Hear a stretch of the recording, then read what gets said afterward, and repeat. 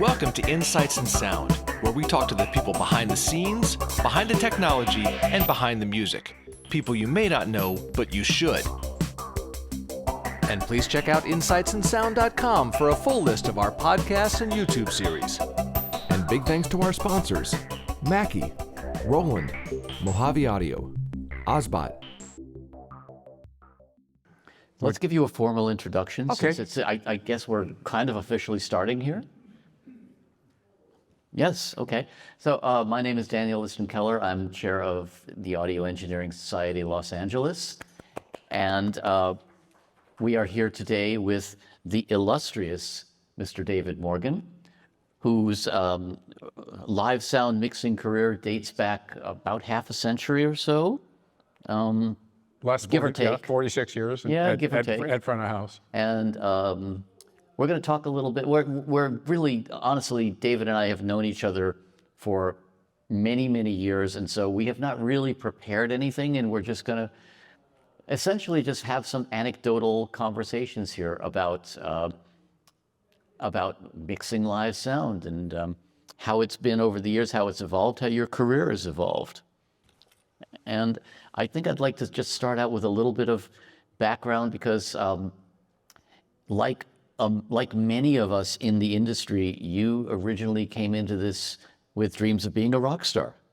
Absolutely. I started playing professionally when I was about 14. I was a guitar player and singer. My first paying gig was a junior high school dance with me and another guy, and we did Kingston Trio songs and Buddy Holly songs and Everly Brothers songs. And we made, I think we made $20. Ooh, that's big money. I stayed with it after that. I kind of found myself in live performance. It really taught me who I am and who I could be. And I wish I'd been more prepared. There's a wonderful picture from 1973 of me playing guitar for one of the most prominent reggae bands, one of the inventors of the medium, reggae. I was a guitar player for Toots and the Maytals, and that was a lot of fun. I was with other bands that we grazed record companies, and I kept getting closer and closer, but it kept falling apart at the end. So after 3 or 4 failed ventures of becoming a successful rock musician, I decided it was time to look in another direction. And I started really studying and managed to land a job as a staff engineer at a major recording studio here in LA. And that was kind of a springboard as far as that career went. But I didn't know that A2s, staff engineers at recording studios in the 1970s, we got paid dirt. I mean, You got paid? $400 a week was good, right?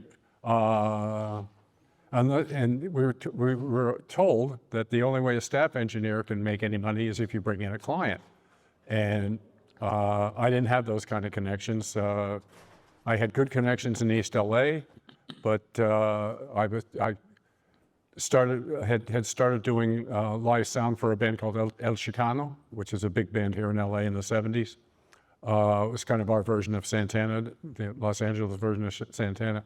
And so with me, it's all been learned by doing. I learned how to mix at bars. I was one of the 2 guys who did sound out at a famous country and western club in North Hollywood called the Palomino. I made $50 a night out there. And so I was gradually working my way up through the club levels, and I got a big break. Somebody handed me a business card, liked the way I mixed, said, go see my boss. And in 1978, I walked in the front door of a company called A1 Audio that was owned and operated by a gentleman named Al Siniscal. And Al took a chance on me, and that experience resulted in me becoming a front of house guy in 1979. And it all just, as soon as I put the guitar down, things just seemed to come together.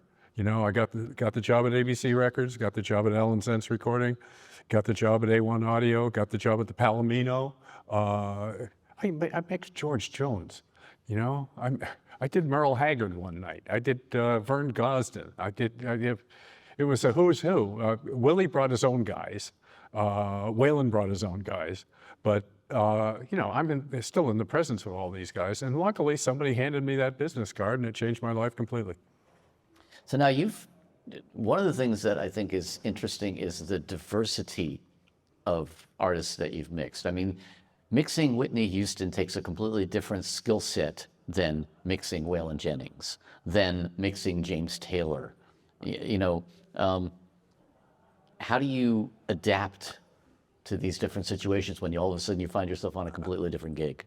I had just come from 5 years of running a sound company, which happened totally by accident. And if we want to go into that, I story, want to get into that in a minute. Story. Too. Uh-huh. But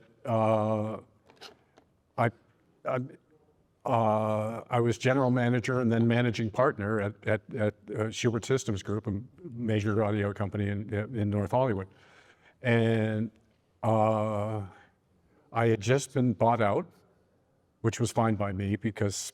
Yeah, you were not happy in the job, as I understand. I mean, I watched all the tours go out, and I'm not going with them. You know, I got to do I still got to stay with the Doobie Brothers, which you were live sound adjacent. Yeah, I got to do Mike McDonald's first 2 solo tours, but that's pretty. And I did a lot of work with Kenny Loggins in 1984, but that's pretty much all I got to do. It was pretty much local stuff. Mm-hmm. And you know, I watched my partner go out on world tours with Toto and stuff, and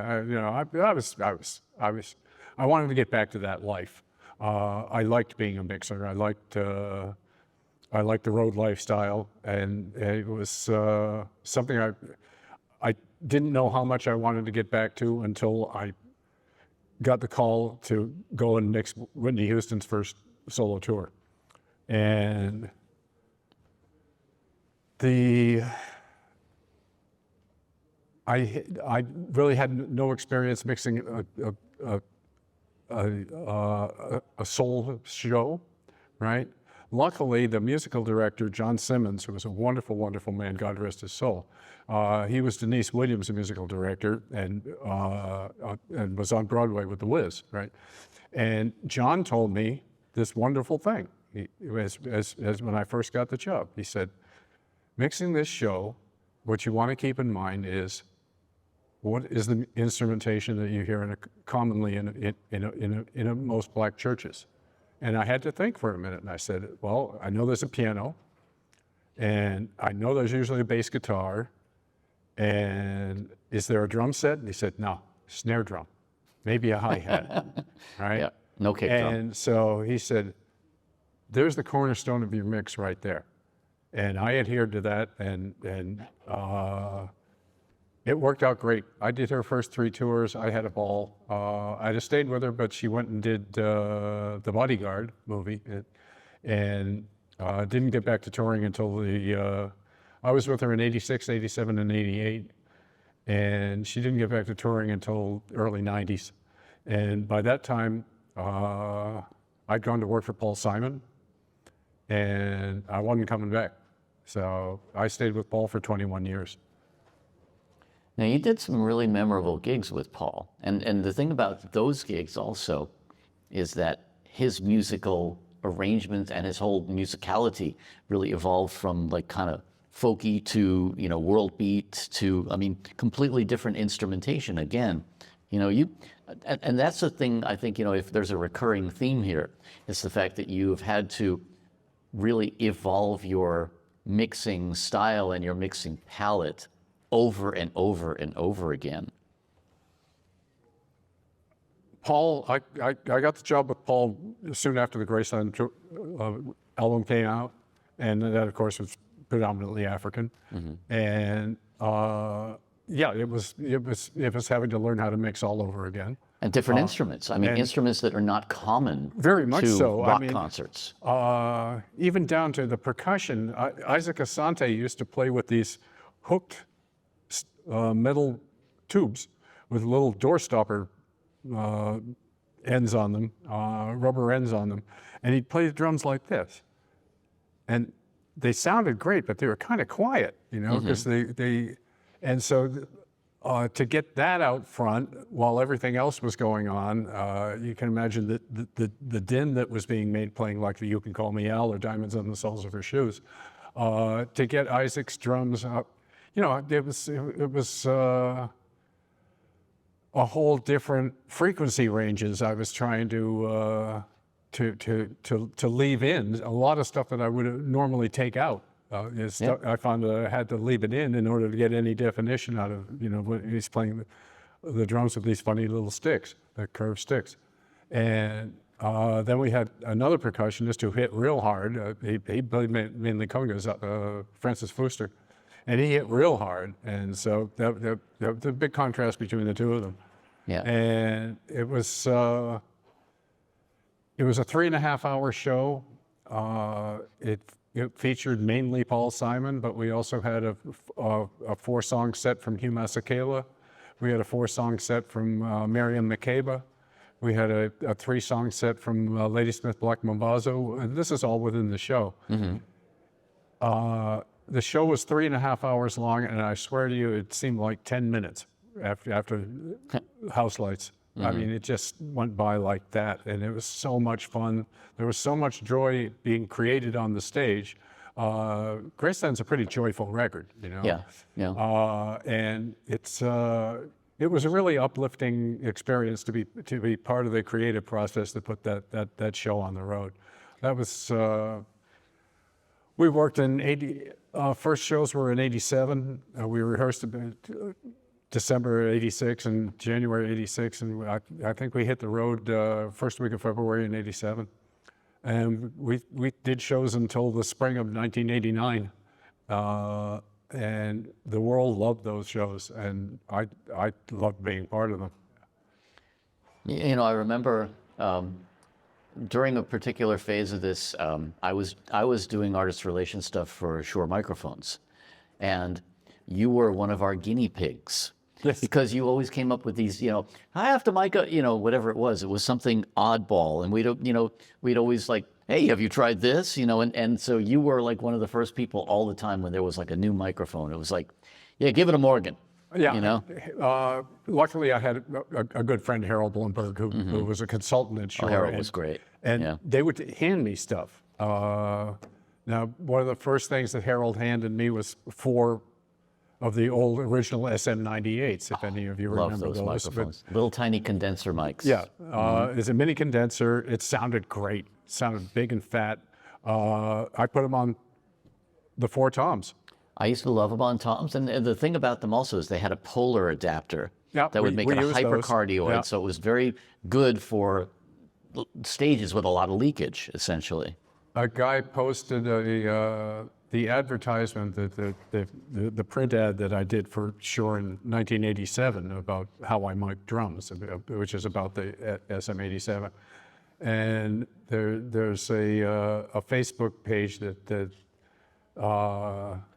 chronicles live sound in the past, and they put that ad up, and so people had a lot of good things to say about the 87. Mm-hmm. It was nice to see it become so popular, which meant that Shure would hand me other mics along down the line, So I had a wonderful relationship with Shure and with Daniel, and Daniel was our European guy for a long time, and I was a beta tester and consultant for KSM-9, KSM-8, KSM-32. In fact, a funny story about the KSM-32, because I remember that one of their engineers came over, and you were the person we were bringing it to, and this guy came over with, I kid you not, an attaché case handcuffed to his wrist. Because there was no way that this microphone was getting out of his hands. And it was going directly from the plane to me to David. So he was our guy. And part of that was really the fact that we knew that when you were trying stuff out, the thing about David's mixes, and I have to praise you here for this, is that in every single context, whether it was Whitney Houston, whether it was Paul Simon, whether it was James Taylor, you could walk into a hall, did not matter the size of the hall, did not matter really any kind of venue at all, and you could literally pick out every single instrument. You could practically pick out every string of each guitar. And I think that's one of the things that was really unique about the way you mixed, was that everything was really very, very clear. There wasn't a lot of mud. There wasn't a lot of blur. And I don't know how the hell you did it, but it's pretty amazing. I learned early on how to clear out and make space for each particular sound. You study frequencies. What masks what combines with what you know. It's it takes study, but it's something, if you do it diligently, you'll end up with far better separation, you know, if you create a own little frequency space for each instrument. But also my philosophy in mixing isn't from the PA out, it's from the building in. What I'm trying to do with the output of the sound system is invite you on stage, right? A lot of shows, and God knows there's a place for this, but it's not the kind of bands that I mix. A lot of shows want to nail you to the back wall with a kick drum, right? Or with volume, you know? I'm trying to do it the other way. I'm trying to seduce you into coming on the stage. And this comes from my experience of playing in bands. And the most fun I ever would have playing in a band was when it was just a rehearsal room. We didn't have a big PA. We might have had, you know, something to hear vocals with, and we're just playing ourselves in the room. Well, that's what I'm trying to do for everyone in the audience. I'm trying to bring you on the stage and give you that experience of being on stage with the musicians and having the instruments sound just like they sound, and having the balances be the natural balances between instruments. But also the separation that you get by, especially if you sit up in a circle, you know. So that's always been my goal. It's always been I judge my success on how intimate I can make a large building sound. You know, if I can turn a 20,000 seat arena into a small club, then I've really done my job well. Which comes down to really a skill that I think is kind of lacking here, which is the ability to really listen. Well, I think I started really listening the first time Elvis Presley was on Ed Sullivan in 1956. I think that's when I kind of decided I was going to be in the music business. I did start piano lessons at 6 years old. Then I had another 4 years of playing the saxophone. So I studied music, and then I picked up the guitar, and by the time I was in high school, I was teaching guitar at the local Wellesley Music Center in the town I grew up in outside of Boston. And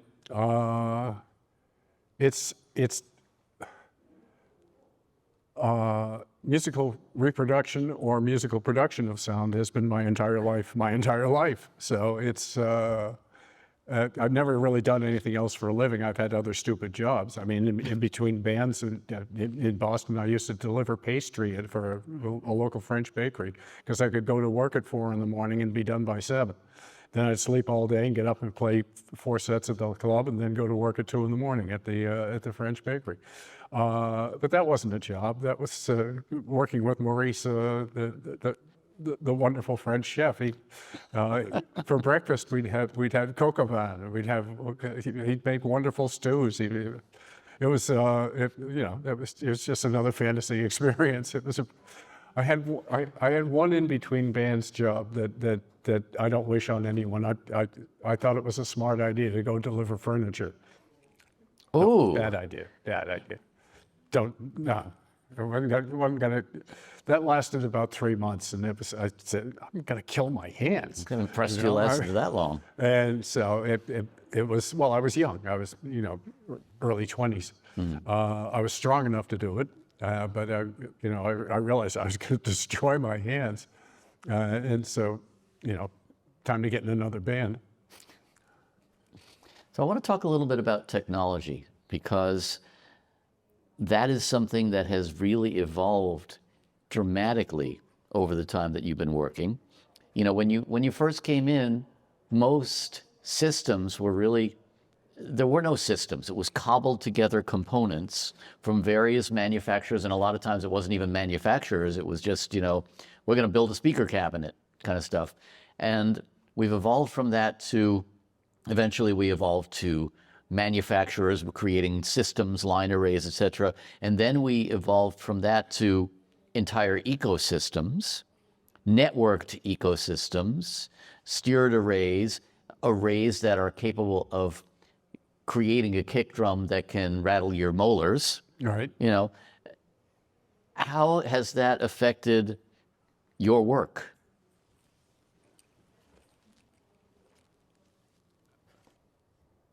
I think the most clear demarcation line would be the advent of the vertical line array. Thank you, Christian Heil, Jeff Cox. The L-Acoustic took the world by storm. The other sound companies came along kicking and screaming. I know Claire steadfastly refused to buy a VDOS system, saying we build our own. The S4 was a pretty formidable box, and I mixed some of the best shows of my life on Claire S4s. But that started happening, 1996? Is that about right, Mark?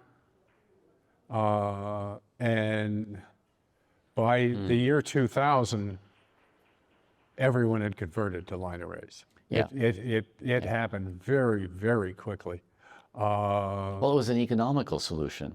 It was pragmatic in that sense that you had to truck cover these. space. Yeah. Yeah. Mm-hmm. Everything It's about it stacked in the cost truck, less. yeah. It took less people to put it up. Mm-hmm. It took less stagehand labor to put it up. Uh-huh. And so that was really probably the greatest single development in our business that separates one era from another. We're still in the vertical line array era, so obviously it's worked well. But we have beam steering now as well. Yes, we do. For better or worse. There are varying opinions on that sort of digital manipulation. Mm-hmm.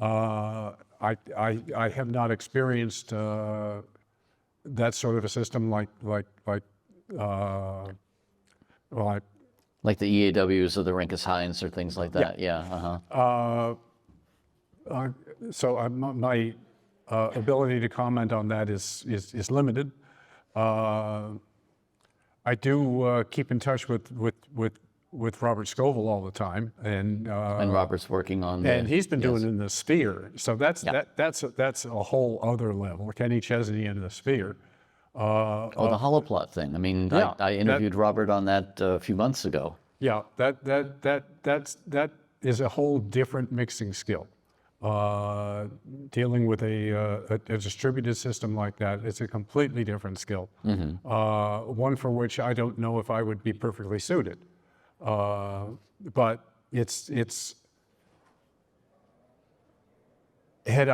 were I 25 years younger, I would be studying that way of mixing.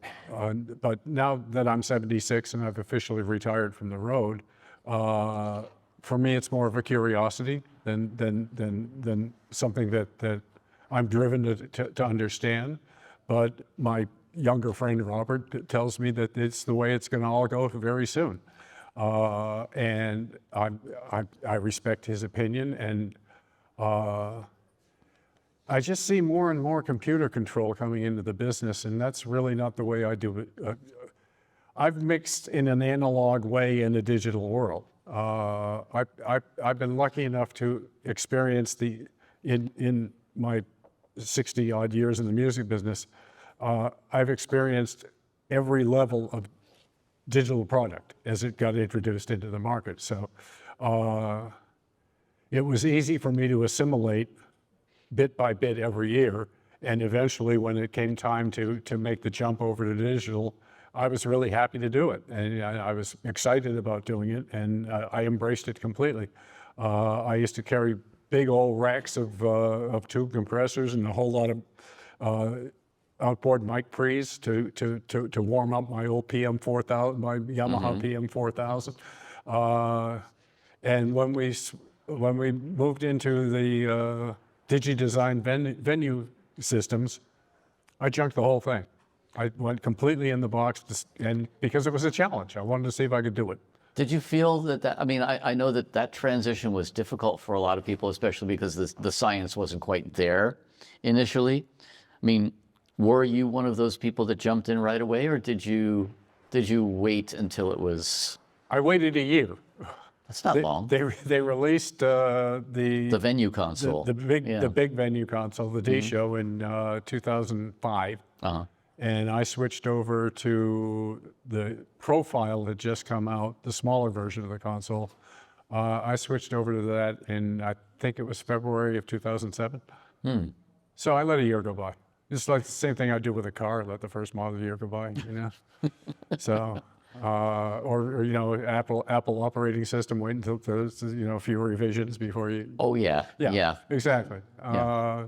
So, but when I went in, I went all the way in. And luckily I was doing a show with James Taylor that was, the tour was called One Man Band, and it was James and one other guy, our keyboard player, Larry Goldings. And so I had this wonderful opportunity to slide in with a very low input count show, right? So it was, I had the opportunity to and we would do multiple days in the show. So I had the opportunity to listen to all the plugins. At the time, the venue console provided you access to quite a few Pro Tools plugins. And so I had a chance to audition them all. And I'm always, when I listen to anything, I always have a purpose in mind. I mean, is this going to work for what I want to do? I'm not just listening to it just to listen to it. Obviously, if something is an emulation of a piece of analog gear, I'm going to compare it in my mind to the analog gear. But in general, it's like I want something to affect the low end of the piano in a certain way, and then so. It doesn't matter what the plugin is called. It only matters if it works, right? And you know, it might say it's an LA2A, and it might not sound anything like an LA2A. But if it gives you typically doesn't. If it gives you a certain characteristic that I'm searching for, I'll use it. I might not use it in the classic way that one would on vocals and things like that with an 1176 behind it, but this was the early days of Pro Tools plugins, and they had enough that I put together a really good, solid show on the venue console for this two-man presentation. From that summer, we went back out with a full band, and so I had to create a full band show file, and that was really exciting. I was hooked by that. So let me ask you. There's another thing that I've talked about with Robert Scoville a lot in terms of the adaptation to digital, which was the concept of virtual sound checking, being able to record your show and then essentially, you never have to do a sound check again with a live band because you can play back your tracks from last night. It depends on who the live band is. The people I work for, Paul Simon will rehearse for as long as you let him, right? We were famous for doing 2.5-hour sound checks that were basically rehearsals. James wants to play. Everybody in that band wants to play. and we have a lot of fun at sound check with James. Midler always wanted to sound check live. So while the option was there, the artists tell me, you know. So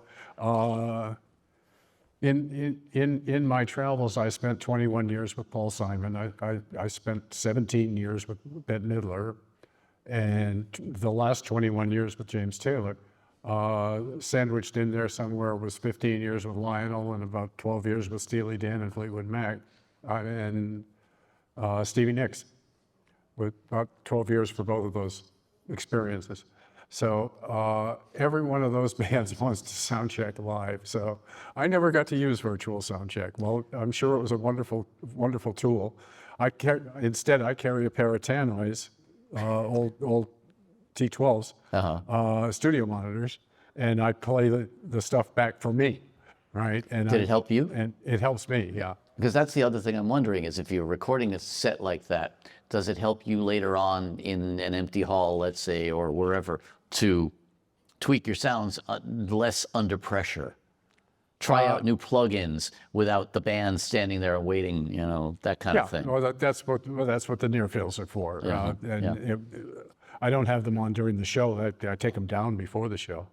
But I use them quite often in the afternoon. You know, once the PA's up and flying, if I have an extra hour, I'll experiment with stuff.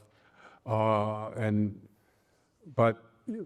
I've never really tried to EQ the PA based on the previous night's show. I don't know if I trust myself that much. There are some people who do that, and you know, I mean, obviously, one of the things that I've talked to a number of traveling engineers about is that they actually have a sound file for venues that they've played more than once. You know, here's my Carnegie Halls file. Here's my, you know, whatever it is, and I think that, you know, it's probably useful for that if you're on the same gig for 20 years, as you say, you know. Yeah, we kept an archive of LIO files for that run all the processors from Keller. Sometimes it works, but you know, you have all the other variables. You have temperature, you have humidity, you have I wanted to talk about humidity.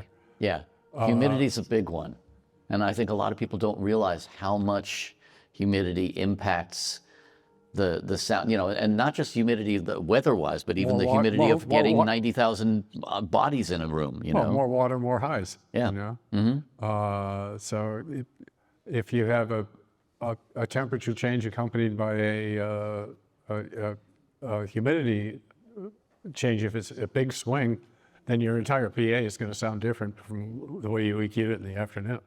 Yeah, so you're on a different PA. You have to fix that on the fly. Yeah. And that's I think part of the adaptability that one has to have in doing live sound versus being a studio person. Yep. I mean, going back to our friend Robert again, he had a small weather station out at the Sphere. Yes, we have a running joke about that because he's the weather guy. The atmosphere changes so much when it's full of people versus when it's empty. That he found that he might have a 6 to 8 dB difference in his high frequency output. So I mean that's rather significant. So and changes things, especially, you know, the further back in the hall you go, the sound's going to be much different than what you sound checked. Well,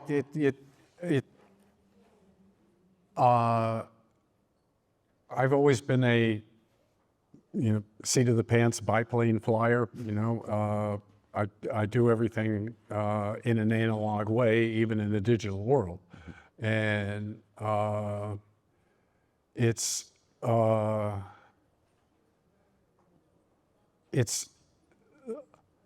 what I use walk-in music for. You know, now I'll start out real quiet on walk-in music because I work for artists that tend to have older audiences, but as I ramp it up closer to showtime, you know, I'll probably bring it up about 10 dB, and by then I can actually hear what's coming out of the PA, and I'll do a real fast walk around. I'll go If it's After the hall's filled in. Yeah, Okay. if I'm in the lower bowl, I'll go up to the top of the top. If I'm on the floor, I'll go at the top of the lower bowl and as far back behind me as I can get, and to still be able to get back to the front of the house, and see exactly what's happening and what. There used to be some arenas that with a metal Quonset hut roof, where in the middle of the summer, it would get so hot inside it would rain. It had its own atmosphere. So that's your extreme humidity example. There was a place called the Cape Cod Coliseum down in Hyannis, Massachusetts. It was just a metal Quonset hut, and there was a place down in Hollywood, Florida called the Sportatorium that somehow used to be called the Snortatorium. Oh.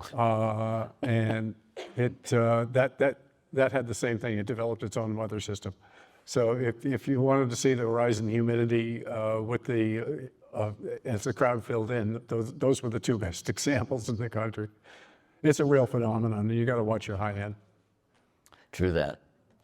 So I want to go back to the whole concept of gear a little bit more, because again, one of the things that you and I have talked about is the idea of,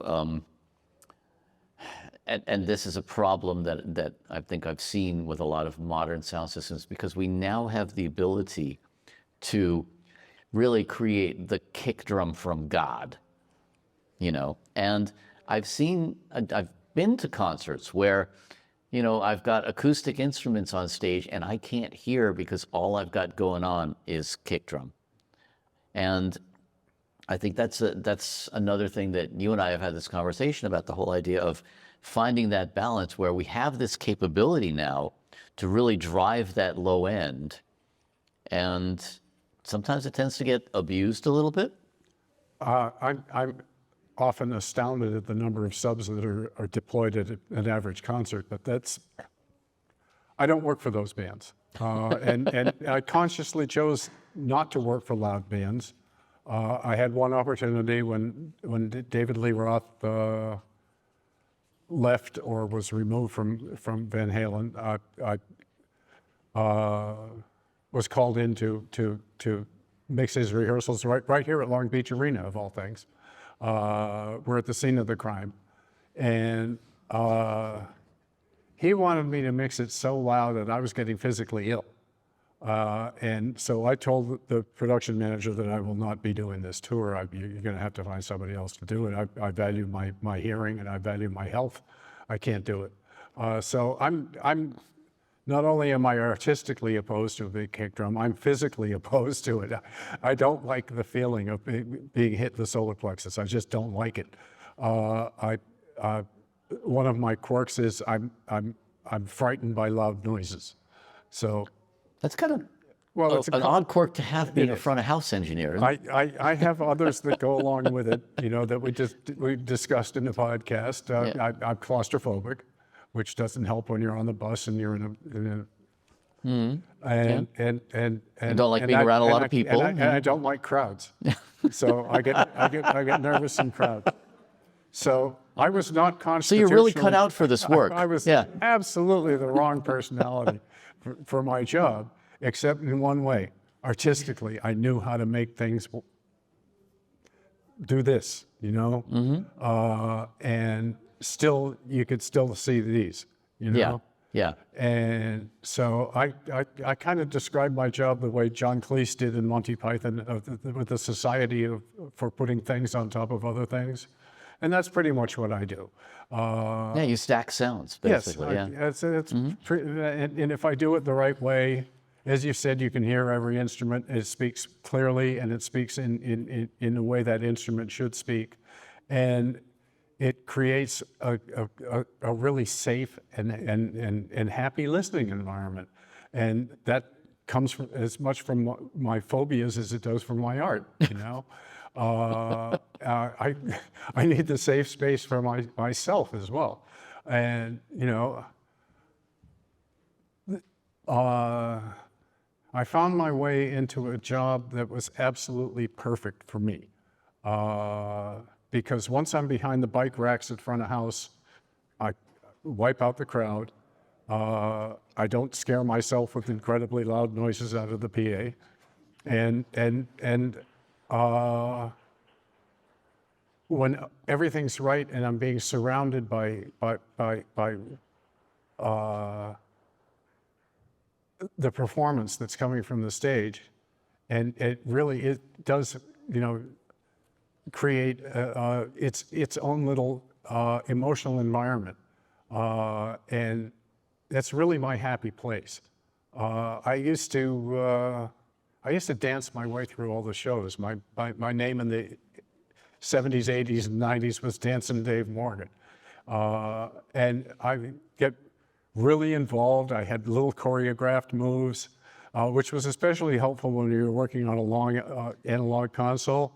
I would have to dance down to this end here and do this, yes, and then I'd dance down here and do something on Gad's drums. He's boogieing across the console and everything. It's quite the music. Then I'll conduct, and then there's the C's. There's all sorts of little gestures. I'll try to, elicit something out of the PA. I'll try to drag it out. While I'm pushing a fader, I'm doing this. And it's. I get really physically involved in the mixing process, as well as emotionally and spiritually and artistically involved. It's been the most fulfilling life I could possibly imagine. You guys got any questions? I'm talking all the way. Yeah, we're going to open it to Q&A in about a minute or two here. But I did want to reiterate your point there. There is a.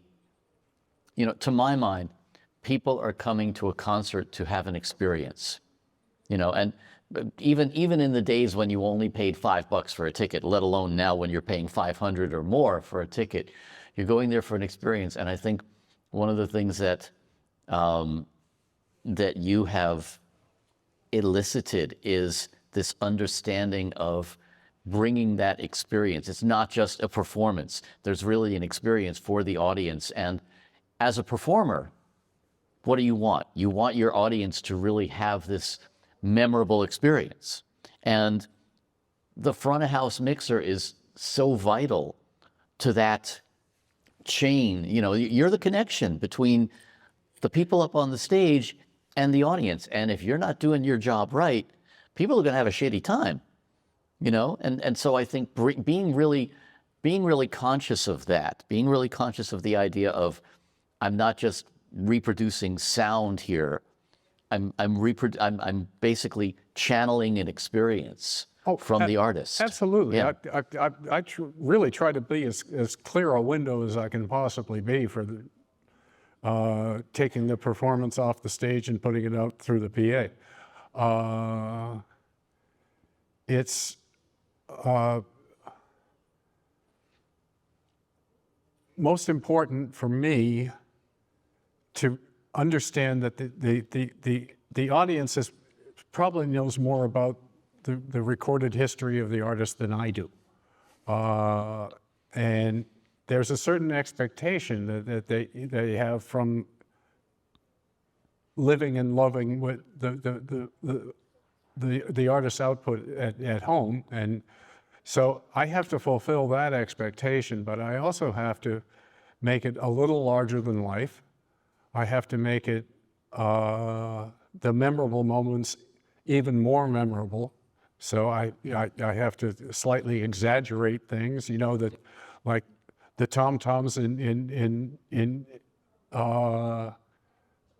say Diamonds on the Soles of Her Shoes, right? Ba-dum-bum, those I get those right out front. So, a little bit of that. Just nudge it a little bit. Just a little bit, plus adding a lot of the non-linear off the AMS reverb, right? So it's this cool sound and it jumps right out at you. There are certain parameters that I can enhance, and there are certain parameters that I can't, and I've learned the boundary, and so it's I want people to hear what made them love the artist in the first place, but I also want them to come back and buy another ticket. So I want to make it a little more exciting than it is on the recorded versions. James Taylor live, I don't know if any of you guys have seen James Taylor live, but it's one of the best shows you could ever possibly go to. That band is absolutely immaculate. I mean, we started, just as an aside, I've been lucky enough to have spent 37 straight years mixing drums for Steve Gadd. So I'm kind of spoiled as far as drummers go. But not only do we have Gadd drumming for James, we have Jimmy Johnson playing the bass. We have Michael Landau playing the guitar. We have Luis Conti as the percussionist. We have Lou Marini as the Blue Lou from the Blues Brothers, plays the sax, Saturday Night Live band. Walt Fowler from the Fowler Brothers, who used to be in Frank Zappa's band. It's a whole bunch of amateurs, basically. It's just the craziest band, And when I worked for Paul in the 80s and 90s, everybody said we had the best live performing band. Well, since I went to work for James Taylor, I know for sure that James Taylor has the best live performing band I've ever mixed. And I mean, I jokingly say this, what's the secret of my success? My secret of my success is to work for kick-ass artists, the ones that work for the best people you can possibly find. I've been incredibly fortunate in the people who have chosen me to mix their shows. And hopefully I've been able to fulfill that confidence and send people home happy. Because that's, like I said, that's the game. I'm not mixing just for this show. I'm mixing for you to buy a ticket and come back so we can go back on tour next year, right? I'm an advertisement for James Taylor. I'm an advertisement for Paul Simon. I take that role as very, very seriously. And I don't try to infuse an awful lot of my personality into the mix. I infuse my interpretation, but I don't infuse my personality. The music is its own personality, and it's up for me to discover what exactly that is.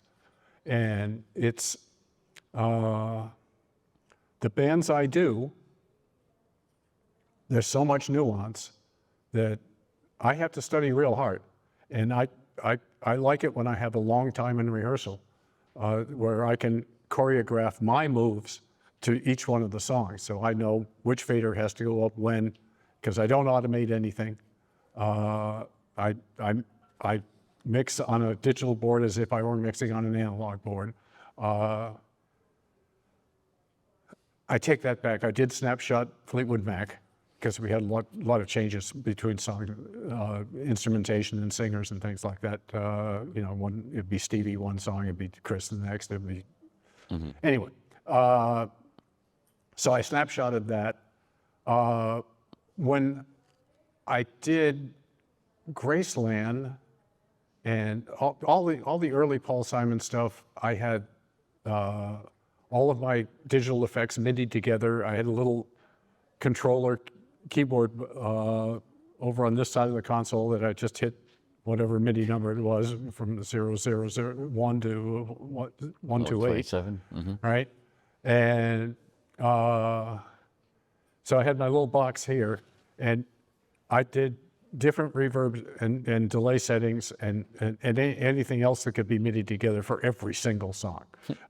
Because there were so many effects that Roy Halley did in the studio that we wanted to reproduce live. And so for a long time, while I was working for Paul, for most of my work, this is how I set it up. Everything was different for every song. The wonderful thing about James Taylor is that I have 2 vocal reverbs. That's it, yeah. It's clean. I have one on the Bricasti. I have one bank is okay, we're outdoors, and I can use a little more reverb. And the other one is okay, we're indoors, and I can use a little less reverb. The reverb on the background vocals doesn't change. Reverb on the acoustic guitars doesn't change. Not because this band that plays with James Taylor creates all the textures I could by themselves that I could ever yearn for. And so these last 21 years, I've been able to go from being an incredibly busy mixer, with things changing on every single song, to basically kind of a static mixer. And so that gives me the opportunity to bring out so many different flavors when I'm not worrying about, what am I going to do with my hands in between songs and things like that. So I look at James Taylor as kind of a reward at the end of my career. And it's been the greatest job. I can't tell you, he's the most wonderful man to work for in the world. And that band is stellar, absolutely stellar. If you've never seen James, I would recommend it. My assistant took over for me. He'd been with me for 6 years. I gave him my show file. He's running the show exactly the way it has been. I got to actually sit at one show and listen to my mixed by another guy. That was weird. That was really kind of weird. It's like seeing somebody living in your old house or something. Exactly. Yeah. Toby Keith had a song, "Who Is This Man Running My Life?" Right. And that's kind of what it was. But my assistant Thomas is incredibly talented, and I love him to death, and I'm so happy that he succeeded. And but he had the intelligence to just keep the show as it is, and that keeps Rachel, our monitor engineer, that keeps her show exactly the way it is. We have a band that is older, kind of set in their ways. They don't want to deal with a lot of change. So Thomas, even though he's in his mid-30s, had the brains to realize that the smartest way to get this job and keep it is to keep running the show that has been a success for the last 21 years. So we have, I think, about 7 or 8 minutes, and we do have a microphone there, so I want to open it up to any Q&A, anybody that wants to ask any questions of David before we wrap. Not everybody's just running away instead. Yeah, hi. I wanted to know, so since it's something you were doing for such a long time throughout your life, how did you find balancing being on the road with maybe anything that was going on in your personal life? badly.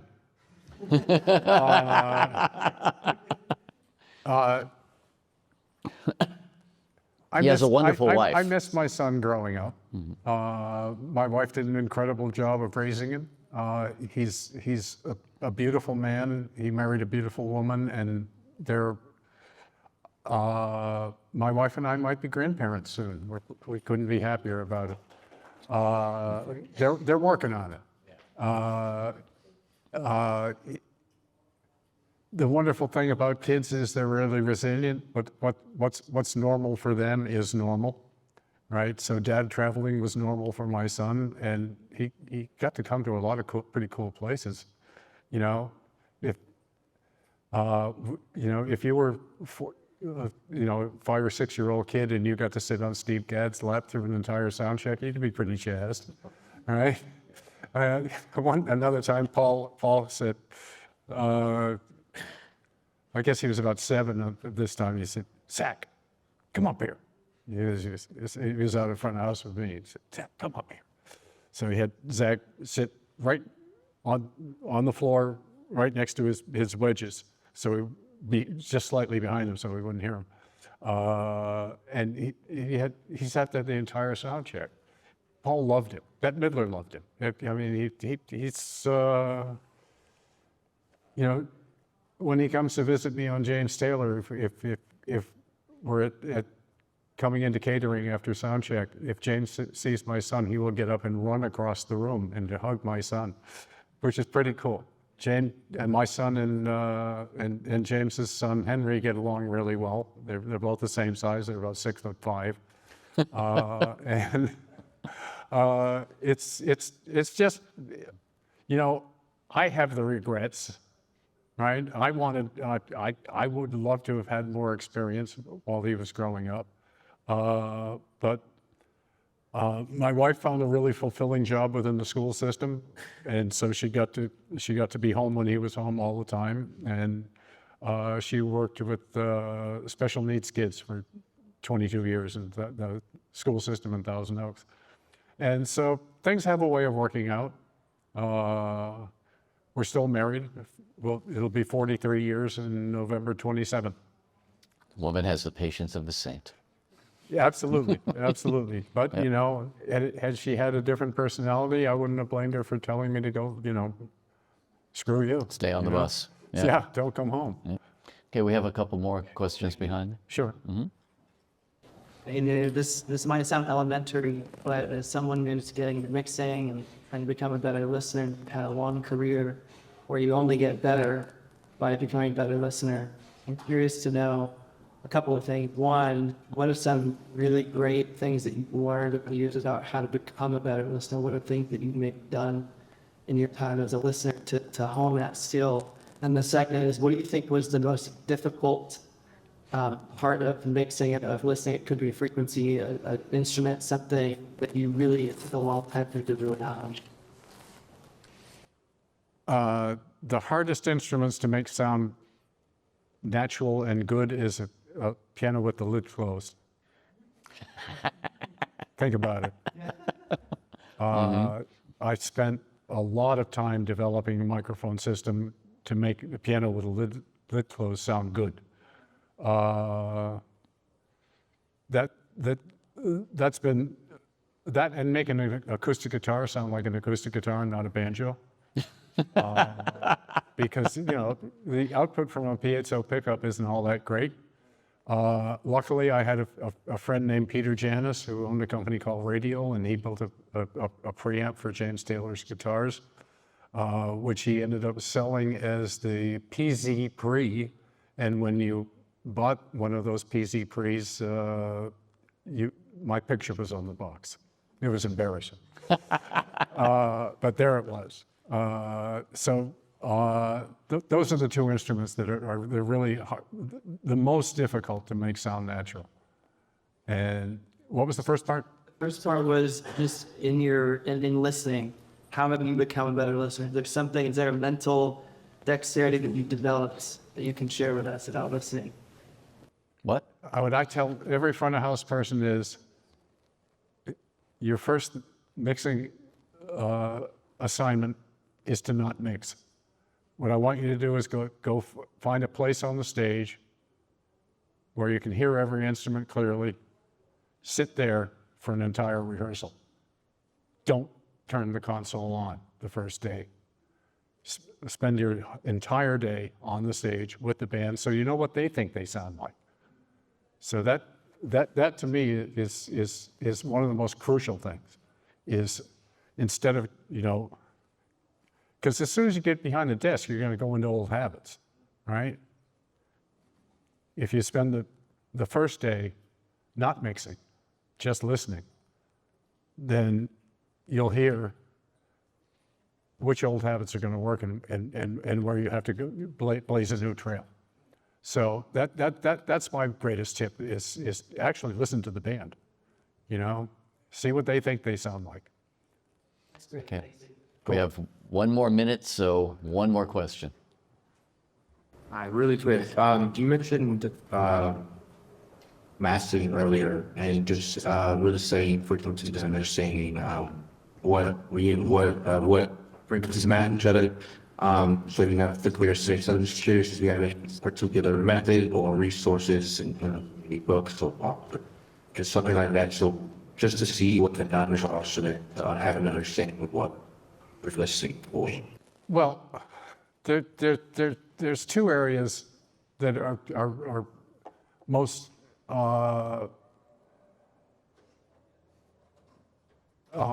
common as far as disguising sounds from other instruments. Lower mid-range is always a problem, right? In vocals, you want to clear out in the 160 to 240 range, you know, just to get some of that chesty stuff, this stuff here, you know, that stuff there. I mean,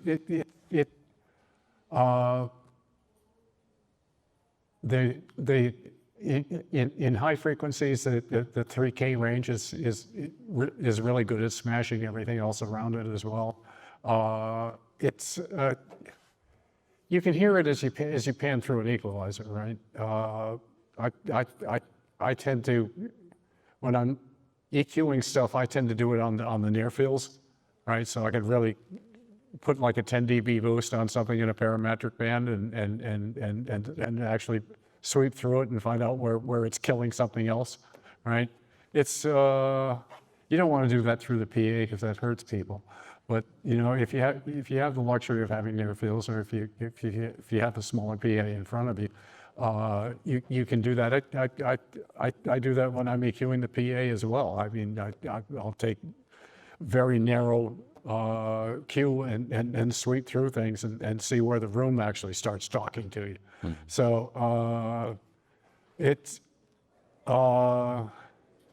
there's a certain amount of familiarity that you get through repetition, but I'd say the two most difficult areas are in that lower mid-range area that almost every single instrument shares, right? From vocals to guitars to keyboards, you know, and that the area around 3K tends to, you lose articulation if there's too much splatter in that area, right? So you want to carve out little niches in which you can deposit, you know, a violin can go here, its close relative, an acoustic guitar can go here, right?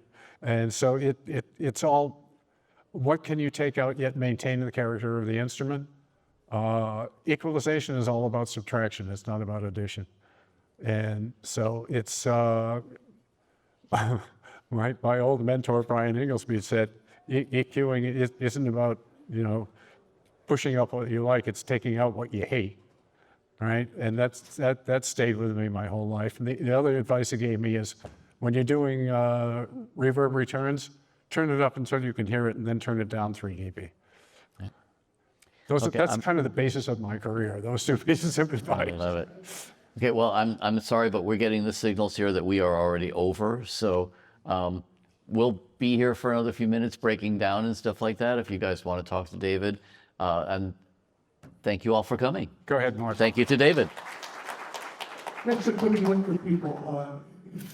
Check out From an Outside Inc. or FOHonline.com. David just did a very nice interview in that magazine. And in previous years, David actually got mostly column. That's right. He had a great column in that magazine. Eight Yes. years. Yep. Yeah, I did it for 8 8 years. Wow. I did 100 articles. Some, I believe, in the old issues of FOH Yes. Yes. are Yes. available, and they're great anecdotes and stories and lots of lessons. So Yeah. I think actually that. Thanks Thank for you. pointing that out. Yeah. Thank you all. Hey, I'm Daniel Keller. Don't forget to hit the subscribe button and join us each week for Insights in Sound.